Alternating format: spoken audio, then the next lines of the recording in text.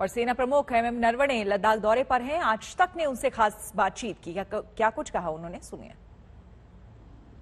अभी जो एलएसी के ऊपर सिचुएशन है वो नियंत्रण में है, और जैसे आपने कहा कि हम हमेशा लिहाजा करते हैं कि स्थिति क्या है और क्या हमें करना चाहिए। और पिछले 1 साल से हम लगातार बातचीत में हैं, और मेरा हमेशा यही कहना रहा है कि जो भी मसले हैं वो बातचीत के ज़रिए वो हम उसका हल निकाल सकते हैं। और इसीलिए हमारे लगातार हर लेवल पर बातचीत होती रहती है, ब्रिगेड कमांडर लेवल पर भी, डिविजनल कमांडर के लेवल पर भी, और जो हाईएस्ट मिलिट्री लेवल है कोर कमांडर लेवल, जहाँ तक अभी 12 राउंड टॉक के हो चुके हैं। और हमें उम्मीद है कि 13वां राउंड जो है वो अक्टूबर इसी महीने में जल्दी ही हो जाएगा। और हर राउंड जो होता है उसमें हमेशा बात आगे बढ़ती रहती है, और ऐसे करते करते फिर जो है मसला है जो है वो हल हो जाता है। तो हमें पूरी उम्मीद है कि जो अभी भी जो पॉइंट बाकी हैं उसके ऊपर भी कोई नतीजा जल्दी ही निकलेगा। जनरल साहब, लेकिन हम चाइना की तरफ देखें, जो तैयारियां उनकी हैं वो लगातार बढ़ती हुई दिख रही हैं। हम अपनी तैयारियों को देखें, यहाँ पर पिछले 1 साल से के दौरान किस तरह की हमने तैयारी अपनी मजबूत की है, किस तरह के इक्विपमेंट हमने देखा। K9 वज्र तोप को भी यहाँ पर तैनात किया गया। अपनी तैयारियों को सेना ने किस तरह से मजबूत किया है? चाइना ने अपने तरफ, एलएसी के अपने तरफ काफ़ी इंफ्रास्ट्रक्चर पैदा किया है, और ये लाजमी है कि ये इंफ्रास्ट्रक्चर ज़्यादा ट्रूप्स को तैनात करने के लिए ही है, और ये हमें लगातार हमारे इसके ऊपर नज़र है, और उसको देखते हुए हम भी उतने ही कदम उठा रहे हैं जिससे कि हम उनका ठीक तरीके से जवाब दे पाए।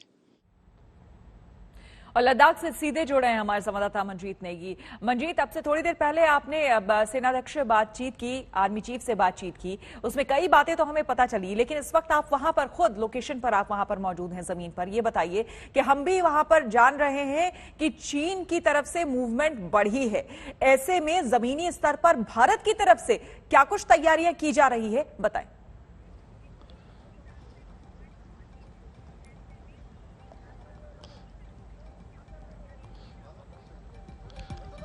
श्वेता, सेना प्रमुख जनरल मनोज मुकुंद नरवणे 2 दिन के दौरे पर थे। उन्होंने रिजांगला और फॉरवर्ड पोस्ट पर जाकर सेना की तैयारियों का जायजा लिया। एक बड़ी तैयारी के बारे में बताना चाहूंगा। K9 वज्र तोप, जो बोफोर्स के बाद भारतीय सेना को तोप की जरूरत थी, उस तोप को यहाँ 12,000 से लेकर 16,000 की फीट की ऊंचाई पर तैनात किया गया है। उसकी एक रेजिमेंट को यहाँ पर तैनात किया है, और सैनिकों को चाहे रहने की हम बात करें, उनके लिए इंफ्रास्ट्रक्चर का भी यहाँ पर सेना प्रमुख ने जायजा लिया।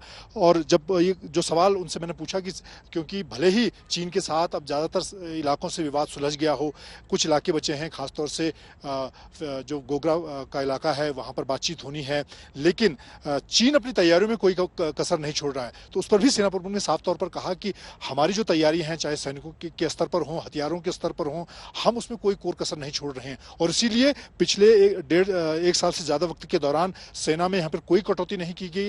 हथियारों की तैनाती को बढ़ाया गया है। जिस तरह से K9 वज्र जैसी तोप, जो अभी 100 तोप भारतीय सेना को मिली है, उनकी पहली रेजिमेंट यहां पर तैनात की गई है। और खुद सेना प्रमुख लगातार लेह का दौरा करते रहते हैं, और उन्होंने ये भी कहा कि अब जो अगले दौर की बातचीत होनी है, 13वें दौर की, उसमें बातचीत के जरिए जो इलाके बचे हुए हैं वहां पर भी दोनों सेनाओं की अपने इलाकों में वापसी हो जाएगी। लेकिन भारतीय सेना अपनी तैयारियों में कहीं कोई कोर कसर नहीं छोड़ना चाहती है। बिल्कुल, बहुत बहुत शुक्रिया आपका मंजीत, तमाम जानकारी के लिए।